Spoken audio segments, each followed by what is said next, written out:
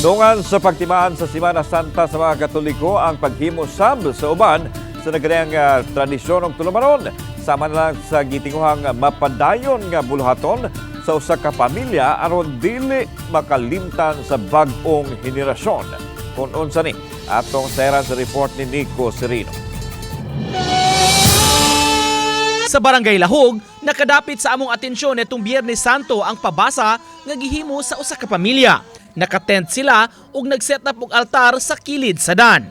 Dihang naabtan namo, pipila ka mga hamtong ang miapil sa pasyon sagad senior citizens. Nasayran nga mihulip lang sab una sila nagpahuway samtang ang uban nga niapil sa pabasa sa pasyon nga nag-overnight. Nagsugod kini alas 6 sa gabii Huwebes Santo, padayon hangtod alas 3 sa hapon sa Biyernes Santo, way putol ug puli-puli lang ang mubasa ug mukanta. Matud sa nag-organisa, taod-taod na kining tulumanon sa pamilya nga ilang gihalad sa mitaliwan nga lolo ug lola nga nagpasiugda kaniadto. Bisan makabataan miapil sama sa 11 anyos nga si Heather. Ni basa ra. Basa ko gibasa nimo. Kana libro. Libro. Para asa man iday ngano gahimo man tani. Ay para makuha na memorial sa Ginoo. Gikan saya ang ginikanan. Gikan pa saya ang ginikanan siguro.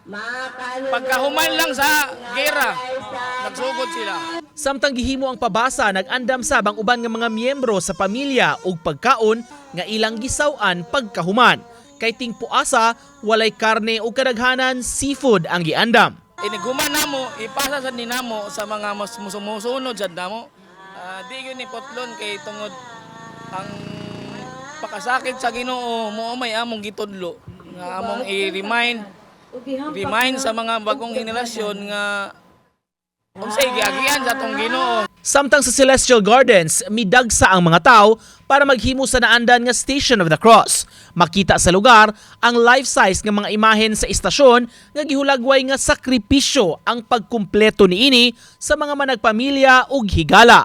Hilabihan ang kainit sa adlaw apan wa kini panumbalinga sa uban. Samtang sa Cebu Metropolitan Cathedral, nangunay si Archbishop Jose Palma sa mga liturgical activities sa Biyernes Santo, gikan sa 7 last words hangtod sa veneration of the cross. Human niini, gihimo ang tradisyonal nga prosesyon sa Santo Entierro. Giprosesyon sab ang mga imahen sa mga santos ug sa Mater Dolorosa ang nagbangutan nga Birheng Maria.